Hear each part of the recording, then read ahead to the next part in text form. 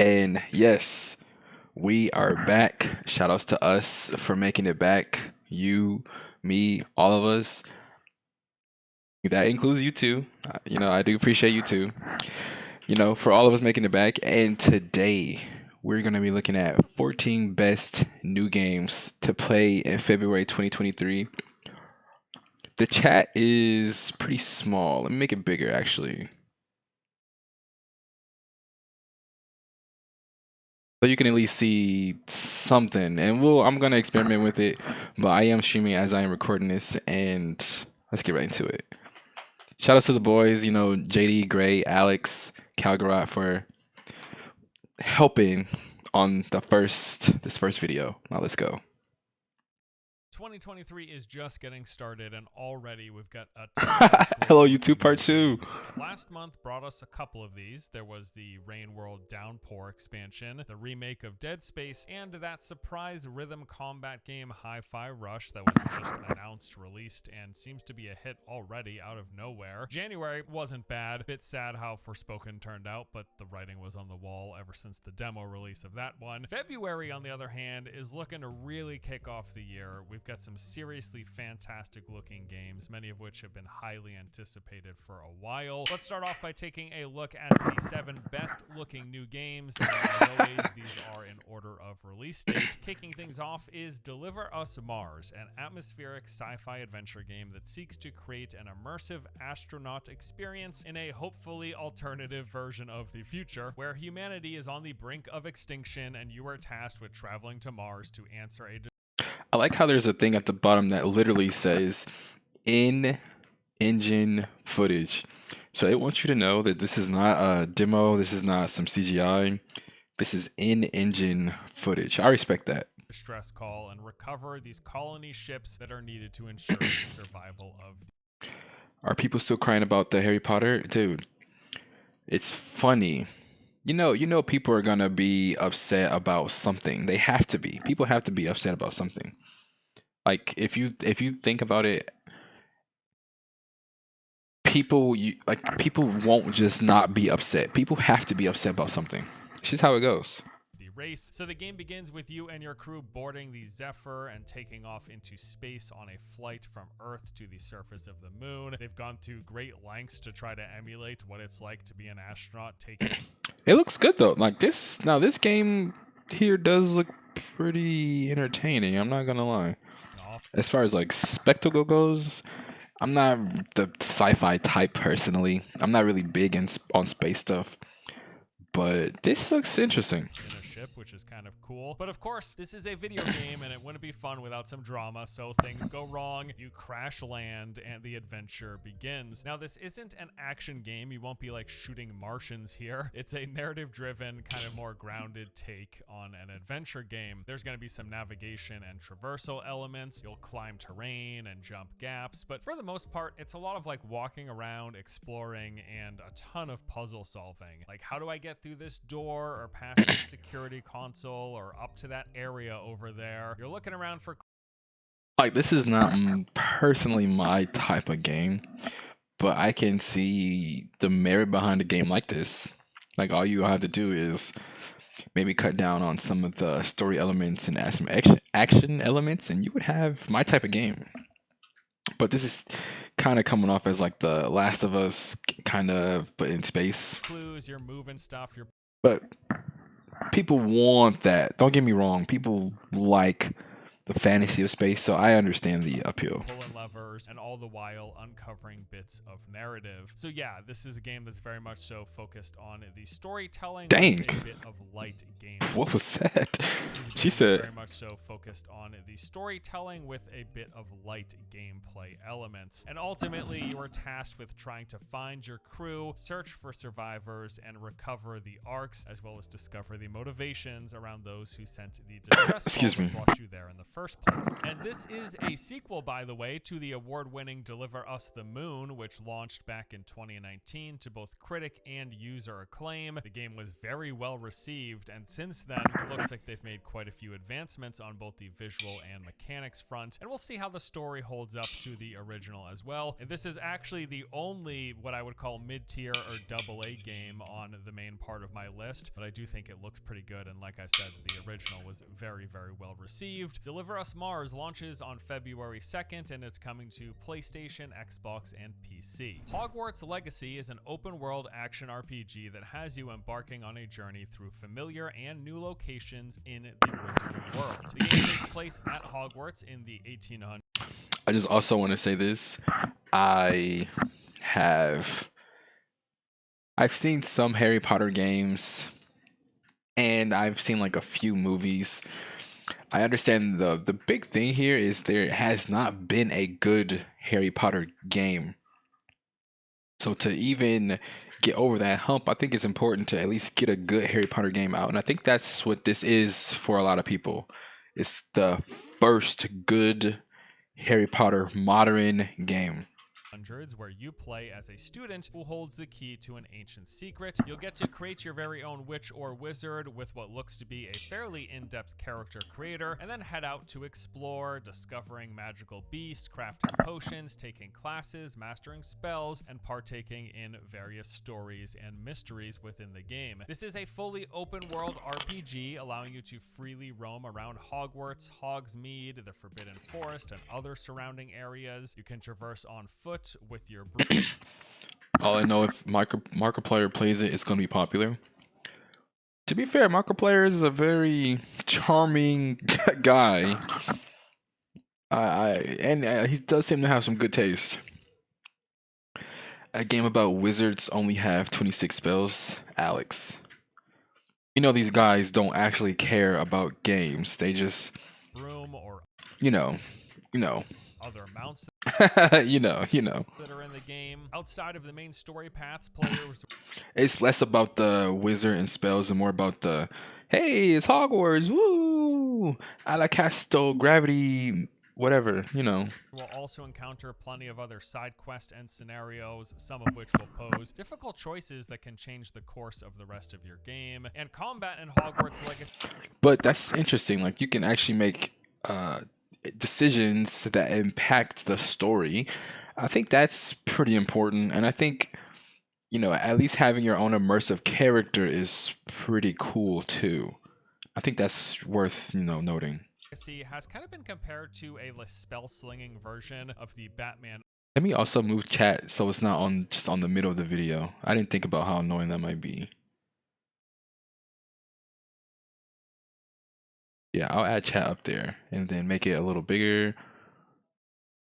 Oh, I messed up the whole thing. Okay.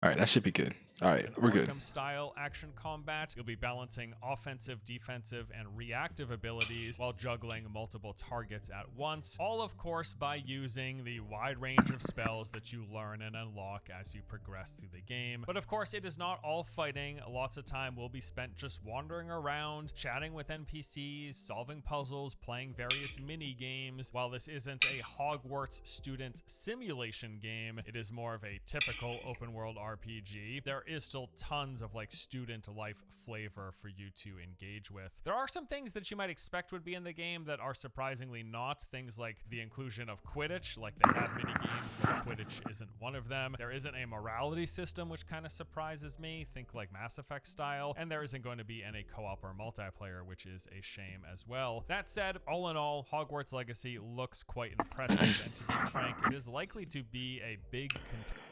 I feel like this game not having multiplayer probably means that they're gonna make a second version with multiplayer and have it like GTA Online.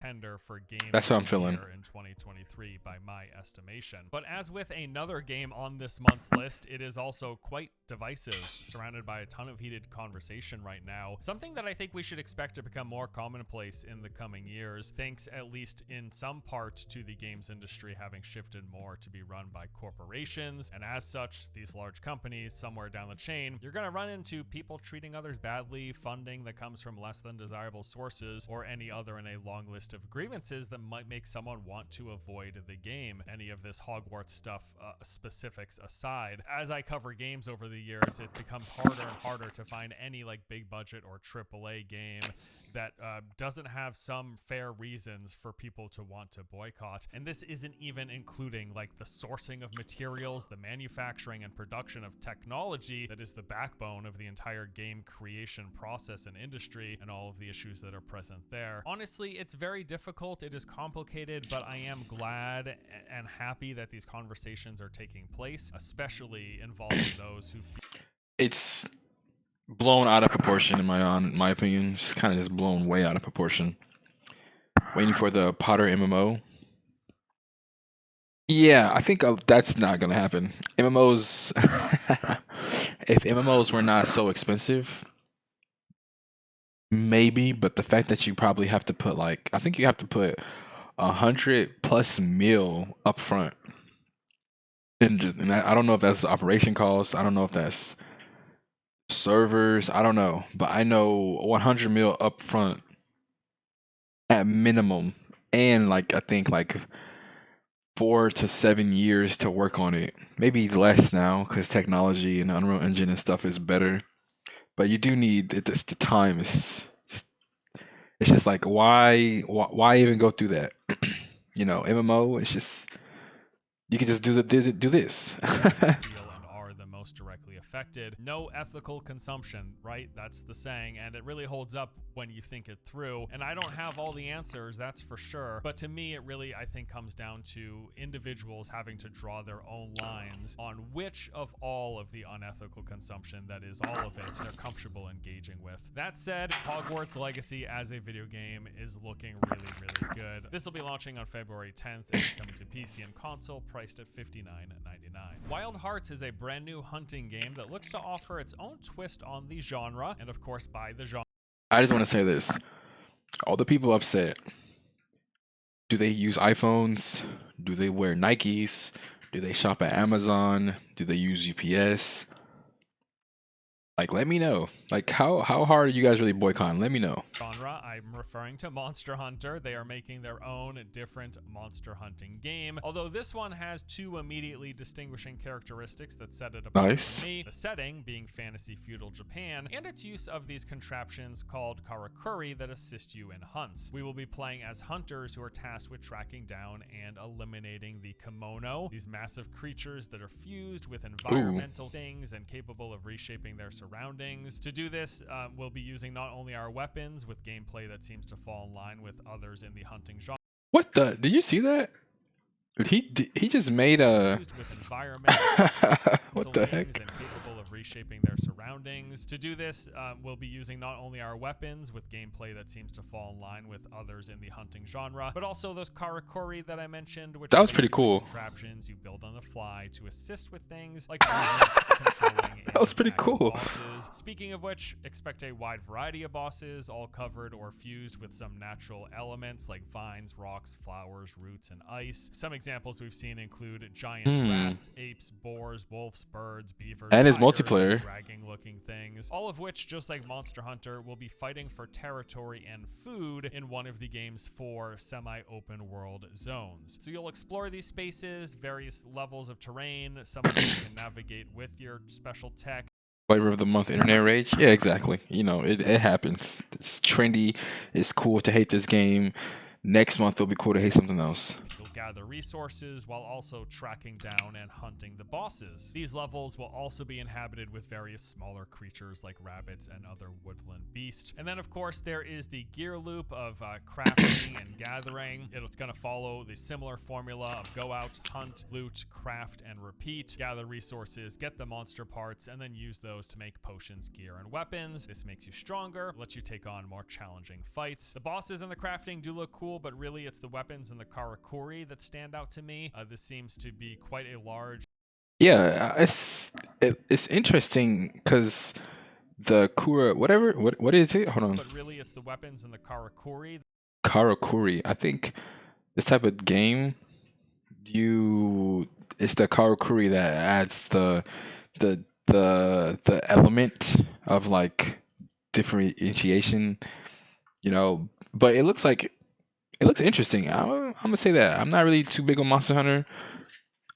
Never been my type of game, but I've also never had the chance to play like with anyone that's been interested in it. You know what I'm saying? If the combat is better than Monster Hunter, I'm in. Yeah, like I don't even know if Monster Hunter, like what Monster Hunter's combat is like, so I have like no opinion. That stand out to me. This seems to be quite a large and interesting variety of different weapon types to learn with some cool It does look cool. combinations. Like there's a katana that transforms into a whip, an umbrella with bladed tips, and a staff that has 5 different weapon transformations. This sounds like the techie weapon in this game. In total, the game will be launching, I guess, with 8 weapons and is expected to get more down the road. And really getting to learn and Big master the porcupine. different weapon variations. This is really what these hunting games are all about. That's where half the fun comes from. And then adding on top of that, these karakuri contraptions, which do things like Like this looks so fun actually.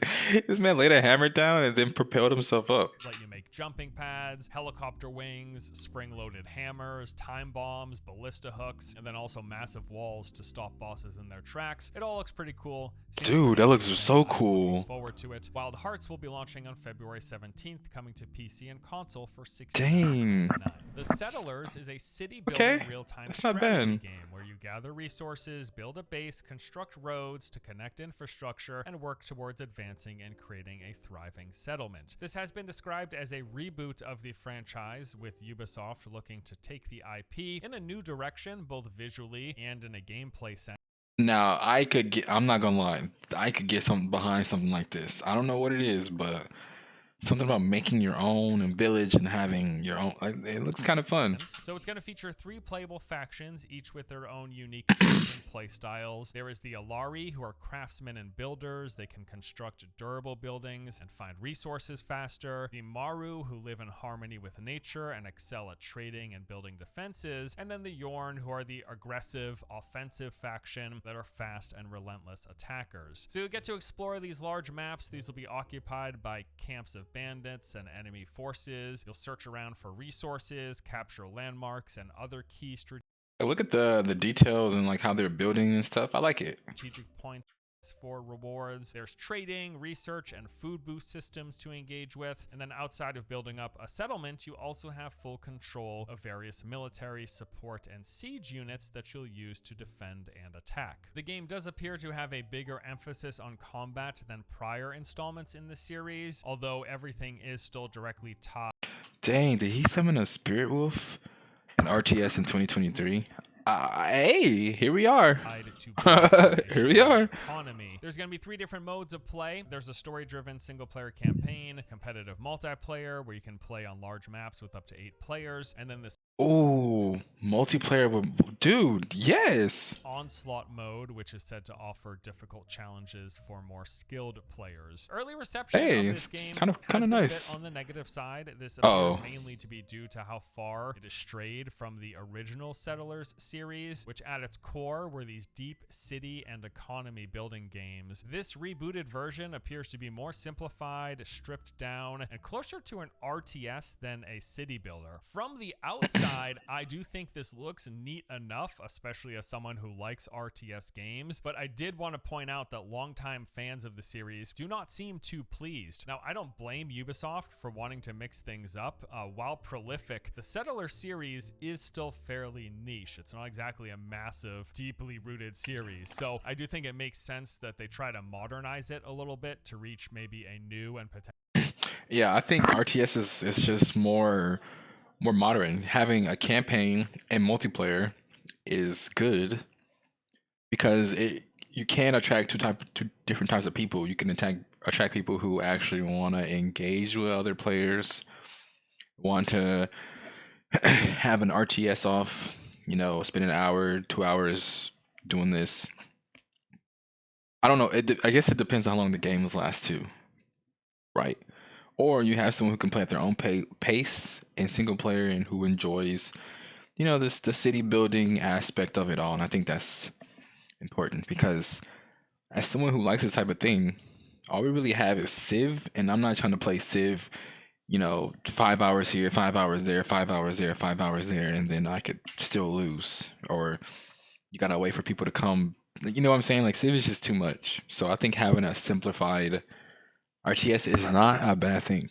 Or a simplified version that combines into an RTS is not a terrible thing. Potentially larger audience. That said, if it doesn't catch on with new players and it also alienates older fans of the series, they'll be losing on both counts, which is certainly not what they want either. So I don't know what the right answer is. We'll see how this thing turns out, but the Settlers will be launching on February 17th, coming to PC for $59.99. Atomic Heart is a single-player story-driven FPS set in an alternate history Soviet city where a fleet of robots designed to take over difficult human tasks go rogue and start attacking everyone instead, because of course that's what they would do. After playing through an introduction, Atomic Heart will open up and offer two main modes of gameplay. So there's this open world overland area. This consists of big spaces and terrain for you to travel in between visiting the game's facilities. Now, early previews have claimed that this open world is mostly used for farming resources and fighting enemies. You'll walk around, you'll come across a group of robots, you'll start fighting them. There's this alarm system where if you get caught in combat, it will raise the alarm level, kind of GTA style, calling in more reinforcements. But yeah, you just go around fighting enemies, you loot them, you loot containers, and that's basically all there is to do. Some light traversal, but really not a lot to engage with. It's all basically about doing things in between going to the facilities. These are sort of like dungeons. They're more linear with a focus on moving through a set layout of rooms, solving puzzles, fighting bosses, and progressing the narrative of the game. Facilities will include various locations like laboratories, testing stations, power plants, underground complexes.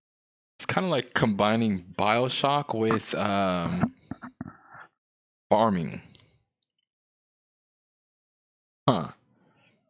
Did he slime that guy? Yeah, he's like throwing out some metallic clear. I don't know what he's throwing out his left hand. I guess the main character is not human. I don't know. And other science/manufacturing themed places. And yeah, this seems to be where a bulk of the interesting encounters, boss fights, puzzles, and other stuff is. Oh, okay. So yeah, this is kind of like on some BioShock type. Like if you like that BioShock type vibe, yeah, this is your game. This is not my game, but if you do like that type of thing, hey, this is you. Combat in Atomic Heart will be blending both melee and ranged. You've got a variety of blunt and bladed weapons with light and heavy attacks, and you will mix things up with elemental magic and ranged weapons. So the magic elemental abilities all stem from your glove, and there's a few different types. There's like electrocutes, freeze, polymer bombs, traps, and levitate abilities. And then your ranged Polymer weapons bombs. pistols, rifles, SMGs, shotguns, and RPGs, all that have the potential to apply elemental modifiers. Yo, did you see him run up? He said, "Fuck." We'll have some G's, all that have the potential to apply elemental modifiers. In the game, we'll have some stealth option. You can't play full stealth, but there will be areas in which you can play more quietly and use quiet weapons. In fact, they even have an X-ray vision scanner to let you see enemies and loot through the walls. As I mentioned, there is a loot system where you gather components and then use this to craft and modify your things. The game's going to have 3 different difficulty options. I kind of like the whole power aspect in the glove. I just wish, for this type of game, there was like I like the power fantasy, but I'm not super big on single player experiences. Like I'm just not super sold on them as all. Music in the game was done by Mick Gordon of Doom fame, and they've said the campaign will last. I mean to say, like, if I play a single player game, it has to, like, the qualities has to be outstanding, and it has to, like, I have to want to engage with the world and the fantasy. This type of thing is not really super appealing to me. I don't really care too much about the dystopian type fantasy and being the only survivor type fantasy. somewhere between 20 and 25 hours. Atomic Heart will be releasing on February 21st, coming to PC. Yeah, I was gonna say, I mean, I'm addicted to Elden Ring, but that's because Elden Ring is cool. You have colossal swords and fantasies and dragons and spells and armor. I resonate with that type of vibe personally. Like, I've always loved that Renaissance armor, knight in armor, archer. Like, I've always loved that. I don't care too much about robots and the Bioshock and the Fallout type vibe. Steam console for $59.99. Company of Heroes 3 marks the return of a classic World War II real-time strategy series. This latest installment, set in the Mediterranean, brings with it a host of new gameplay systems, features, and mechanics. You'll alternate between micromanaging troops and units to improve their odds of success in these real-time battles, doing so in between playing from more of a zoomed-out perspective to make large-scale decisions as the general guiding your campaign in turn-based fashion. So they're basically combining the real-time strategy elements of the game with turn-based kind of grand strategy style gameplay. It's a pretty interesting mix up to the Company of Heroes formula. The game includes 4 unique factions with all new battle groups. You will take control of ground, air, and naval forces, making strategic moves, eliminating targets, building up supply lines, and working to advance on the enemy. They've said that Company of Heroes 3 will also have a greater focus on infantry play with a pacing that is more similar to the original game. Although, as mentioned, plenty of changes and improvements as well. You can make use of Through a knife. moves to expose enemy side armor. There are new infantry breaching mechanics to flush out entrenched areas. You're able to use elevation to enhance your line of sight. On top of that, there's environmental manipulation and destruction of buildings. That's all been ramped up quite a bit. And the game comes with multiple modes, including a story campaign, Dang. skirmish mode. Yeah, like I get this to me, like RTS is actually interesting because I can never get into it. I could actually watch RTS commentary and gameplay forever because I've never played it, but it's really interesting because I see myself as a strategist at heart, but never, allow myself to fall down that wellspring. And online competitive multiplayer with maps that are set across the Mediterranean, from the Italian That mountain dude is passes to coastal vistas and the deserts of North Africa. I'm happy when any new RTS gets released. It kind of feels like a throwback to a bygone era. Not exactly the heyday of RTS here in 2023, but it's cool to see someone taking a shot at it, and hopefully it does well. Company of Heroes 3 will be launching on February 23rd, coming to PC for I like how everyone's running the same. Sons of the Forest is an open world survival horror Oh, Sons of the Forest. This is the game Alex said he was looking forward to.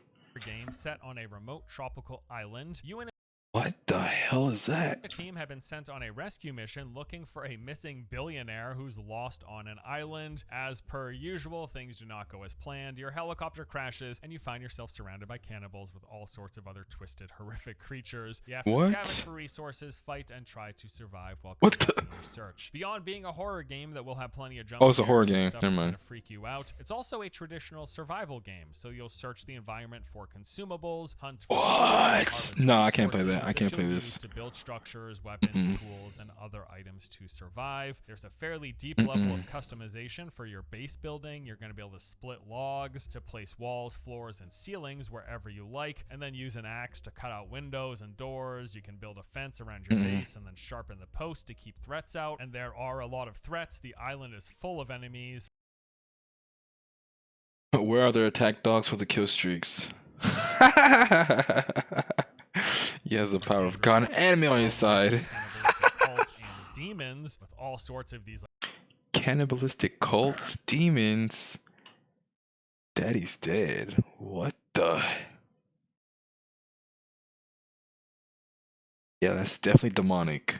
enemies, from dangerous wildlife to cannibalistic cults and demons, with all sorts of these like humanoids melded together in some rather unsettling ways. And you'll need to defend your base from invasions from these different factions What? to come in and mess things up. Some other noteworthy features of this sandbox survival game include a ton of freedom of choice. You're not following just one main quest line. Basically, you discover the story at your own pace, however you like. You can even not pay attention to the story at all and just focus primarily on doing the survival thing if you like. There's going to be changing seasons as you move through spring, summer, autumn, and winter, and with every season comes the expected changes to weather, and the game features What? full-on co-op as you can play through the entire thing with friends, sharing items, working together to build bases, and take on challenges. And this is a sequel, by the way. The original game, The Forest, came out in 2018, and people really like it. It's got overwhelmingly positive reviews on Steam, Dang. and there's been a lot of anticipation for this follow-up. Sons of the Forest is slated to launch on February 23rd, coming to PC. All right, so those are our main games on this month's list, but as usual, there are quite a few other things I think are worth keeping your eye on. Parish is an upcoming Left 4 Dead-inspired indie game that's really caught my attention. It's Left 4 Dead. Indie.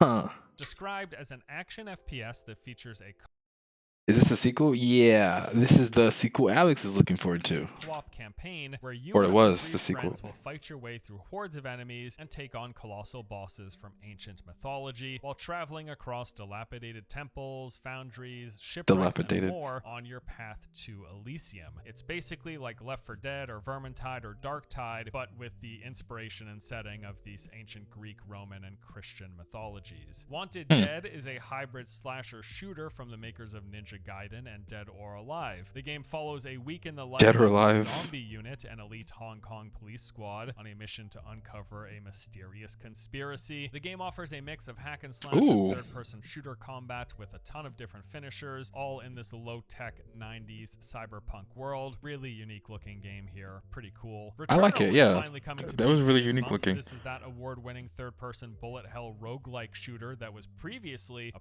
Hold on, he said the magical words, roguelike. He said the words, roguelike. This is that really unique looking game here. Pretty cool. Returnal is finally coming to PC this month. This is that award-winning third-person bullet hell roguelike shooter that was previously a PlayStation exclusive. The original reviewed pretty well and seemed generally good when it first came out in April 2020. I'm playing this. PC port will include all of the expected graphical and performance enhancements, along with the suspense cycle, co-op mode, and Tower of Sisyphus update. We've got the sequel to I gotta get Octopath this. Traveler this month. That original game was kind of a modern take on retro 2D RPGs. People really liked it. Feel like we see a lot of these style of games come and go over the years, but Octopath looks to be one of the good ones. I agree. The sequel will introduce 8 new tracks. Well, I mean, we get Vermintide for that, right? Ironic. Travelers, improved visuals, a new story, and updated mechanics. Then we've got the Pale Beyond, a narrative-driven adventure RPG where you attempt to solve a mystery of a missing ship and crew in the South Pole. The game appears to mix storytelling, resource management, puzzle solving, and solving of mysteries all into one package. I actually really like the art. Dude, I like that there's just so much variety for like different games. Like, if you like single player, there's something for you. If you like RTS, if you like horror, if you like fantasy, if you like adventure, roguelike, like there's something here for everyone. At least something to look forward to. And if not this month, definitely next month. And if not next month, definitely some point of last year. Like there's so many good games to play. Art style of this game. And look forward to. And it was made by Bellular Studios, the game development efforts of a fellow YouTuber and his team. Congratulations to you all, by the way. Love to see it. Pretty cool stuff. And then finally, love to see it. The sequel to Kerbal Space Program this month, Kerbal Space Program 2, and the Destiny 2 Lightfall expansion. And that is basically it for this month's list. Destiny As 2. I mentioned, February is looking like a real strong start to the year. I was hoping to get a little more bangers out of January, but it was really... Where is Legend of Dragon Remake at? I need a good RPG to sink into. Dude, Persona 5 is a JRPG, but it's a good one. Personally, the Dead Space remake is the highlight for me. I do want to check out Hi-Fi Rush once I get the time as well, because I've been hearing a lot of really good things. And yeah, super disappointed that Forsaken, whatever turned out as bad as it did. It's a real shame because I felt like there could have been something there as an open world kind of magic fused game. No, Forspoken deserves exactly what it deserves. But it really seems like too much of the game. Like, come on, bro. just doesn't deliver. Not that we weren't expecting this, because the impressions from the early hands-on and demos were pretty lukewarm. It's a shame. I do want to spend some more time with it to formulate my own opinion, but the general consensus right now is that Forspoken isn't particularly amazing. Probably better off saving your money for a better title at some point in the future. But that does it for me today. Thank you guys for watching. If you enjoyed the list, I'll see you next time. Take it easy. Hey, Force Gaming. Bellier news are great, guys. They're the only gaming industry news I watch. Hey, nice. Respectfully, if they have your approval, then I gotta give them, props. But yeah, that was I'm looking forward to the roguelike. Perish, Wanted, Returnal, Is that award-winning third-person bullet hell roguelike February 15th. So that would be something to look forward to. For me personally, mm, Delivers from Mars, yeah. Hogwarts Legacy would be pretty cool. February 10th. We'll see. We'll see. We'll see. I don't have any intentions of playing that. I don't think anyone wants me to play Hogwarts, so I'm not gonna even bother. Wild Hearts looked interesting, in my opinion. Like if any of you guys got Wild Hearts, I'd get Wild Hearts. Not gonna lie. Let me go back over the Returnal. Well, actually, yeah. Well, that's the video. So I'm looking forward to Returnal, and I might check out Wild Hearts if someone I know plays it. I might give it a go. Everything else, yeah, I'll wait until I see some news. But yeah, that's the video. Thanks for watching. You know the motto: tell someone you appreciate them, tell someone you love them, because I appreciate you guys watching, and I will see you guys in the next video. Peace.